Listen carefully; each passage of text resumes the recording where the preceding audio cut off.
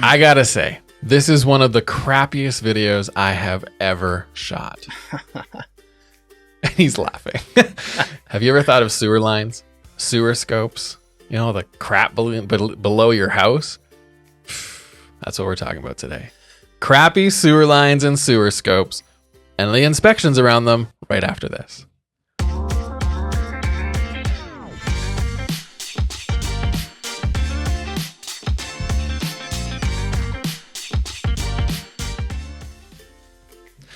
Hey everybody, my name is Jared Chamberlain, and I am here today in our studios, and I have a wonderful guest.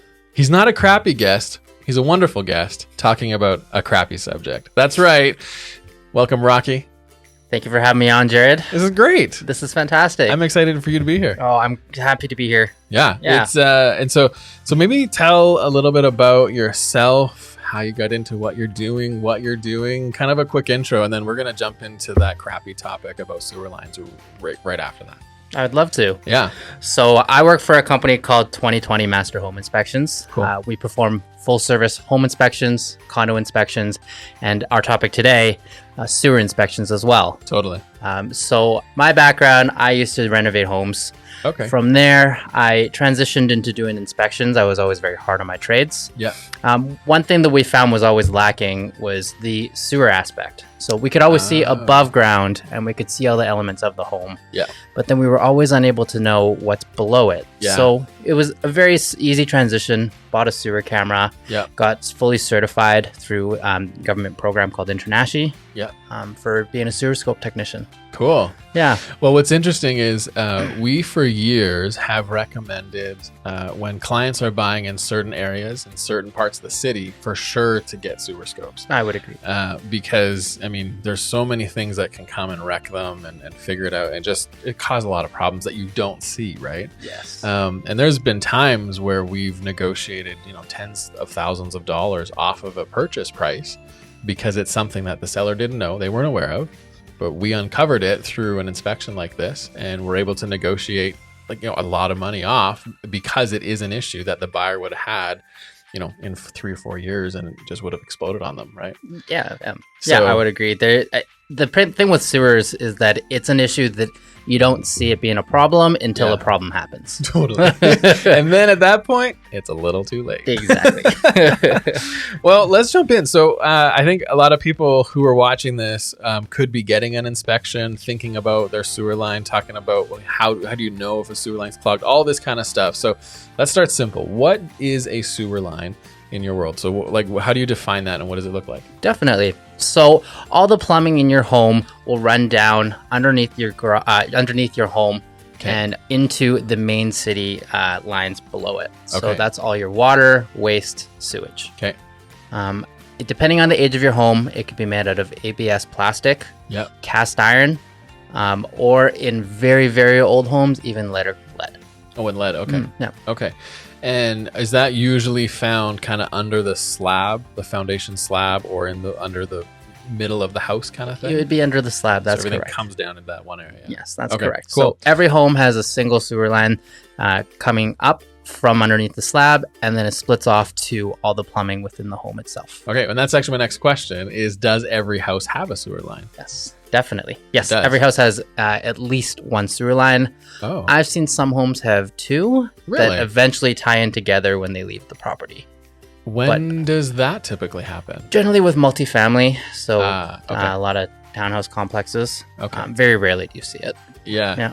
Well, I know we had you do an inspection on a few places, or obviously for clients too, but our own personal stuff, and we just sold a duplex, and they had individuals on each side that tied in and then went out, I believe. Yes. So that stuff happens. Yeah, definitely. So much fun. So how long do sewer lines typically last?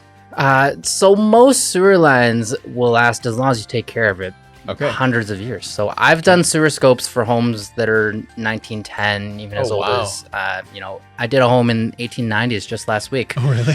And it was still the original sewer line. And it was good? It needed some work, that's for sure. But sewer lines, I mean, they're built to last. They really are. Yeah. As long as you take good care of it, You keep an eye out on any indications that there might be issues and take preventative measures. So what are some of those preventative measures of how to take care of a sewer line? Well, first and foremost, you really shouldn't be flushing chemicals down into the sewer systems. So that's like through your sink or anything. Correct. Right? Yeah. So items like Drano, for example, I'm not a big fan of them. I know they advertise right on the bottle that they're to clean the drains, but chemicals are very harsh on your sewer system. Yeah. They can actually eat and corrode away at the system. So I really don't recommend it. There are a lot of natural sources you can use instead. Like what are some examples of that? One that I love using is just putting baking soda down there and then flushing it with vinegar. So it's creating creating a little bit of a little bath bomb, basically. Bath bomb. I love it. Here we are, two guys talking about a crappy topic and talking about bath bombs. Oh man, this is going downhill fast. And so should your sewer line. Your sewer line should also go downhill. Very true. Very true. Very true. Very true. So how do you know if your sewer line is actually clogged? I mean, other than it like coming up. I mean, that is obviously the big thing, but how can you tell if you have a clog or a problem in your sewer line? So let me start off by giving you a little bit of history about sewer lines. Do it. So sewer lines in general, anything from early 1980s and before could be made, is generally made out of cast iron. Okay. So cast iron sewer lines back in the day are fitted together using joint. The joints are fitted together. Okay. Whereas anything newer in ABS plastic lines are glued together. Oh, so if we're talking about the old cast iron sewer lines, that's generally where I find a lot of issues. Not saying I don't with ABS. Yeah. But with cast iron sewer lines, over time they'll settle as the earth settles, especially in Calgary through Calgary's freeze thaws. Yeah. So what happens to those joints, because they're just fitted together, is they wiggle and they get loose. Totally. When those joints get loose, they create what are called offsets. Okay. And offsets are going to be areas where water is not going to flow cleanly because now it has to flow over a ridge. Right. And I guess it could drop or it could go up. Yeah, right? correct. Go up. Yeah. So in a drop, that'd be called a belly. Okay. And so with bellies, now you're basically creating a little cavern where water can collect and sit. Yeah. Okay. So all these things create issues over the long term. The main thing I'm always looking for when I perform a sewer scope is the flow of water. Right. So I always run another fixture. I want to make sure the flow is nice and consistent. Yeah. I don't want to see the flow slow down because if you have heavy waste, that's going to sit and it could settle at that area as well. Yeah. So going back to your question, indications that there might be issues with the sewer, with your sewer line.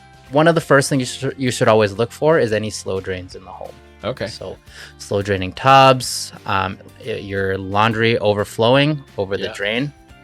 Especially if you have a basement with an exposed floor drain, you should never have water coming out of that. Through that.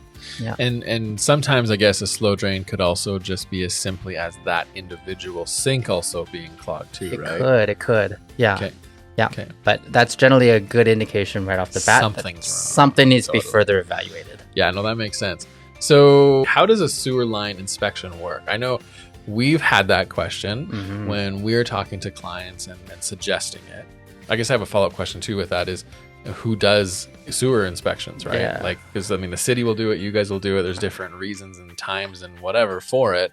But how does that inspection typically work? Definitely. So with a sewer inspection, I generally like to do them near the end of a home inspection after we run a ton of water in the home. Yeah. From there, I've got a camera that I bring with me. Yeah. I'll generally open up either the main sewer stack or I can go through the sewer stack on the roof and I'll actually shove the camera down there. Okay. Camera will travel all the way to the line. Essentially, I'd like to be able to reach the city tie-off. So that's the area where your sewer meets the rest of the sewer system for your for all the other properties. Okay. Essentially, it's just my camera being forced through the line itself. So it actually is quite a visual inspection. It sure is. Yeah. Yeah, you'll be able to follow along as I go. I've got a screen you can watch. Yeah. That's why we always encourage you to come along. Yeah, absolutely. Yeah. And still don't go down the tube, just stay out. just watch the screen. The screen's safer that way. So I guess and I guess that kind of follow-up question, because sometimes there are problems. And depends on if it's on the city line or if it's on your side of the property. I know we've had properties where there was things or clients as well where there was problems on the city side of the property. And sometimes if that's the case, you can actually, in the city of Calgary anyways, you can call the city and they will schedule something as long as it's not an emergency, and they'll come out and auger it. And so it's a little tool that goes through and actually cuts and cleans and pushes stuff through and cleans out that clog, right? Yeah, that's correct. So, So do you guys do augering as well? that's one service we do not perform. Okay. So we leave that to the sewer repair technicians. Yeah. And a lot of plumbing companies do that. A lot of plumbers will do that as well. Yeah. So essentially, my role, I'm here to identify any issues or problems of concern for you. Yeah. And then from there, I do have resources. I've worked with many plumbers before who I really do trust. Okay, cool. Yeah. So what would you say is the crappiest line you have ever seen? That's a great question. So we didn't talk about this before, so I'm excited to hear this. Of course.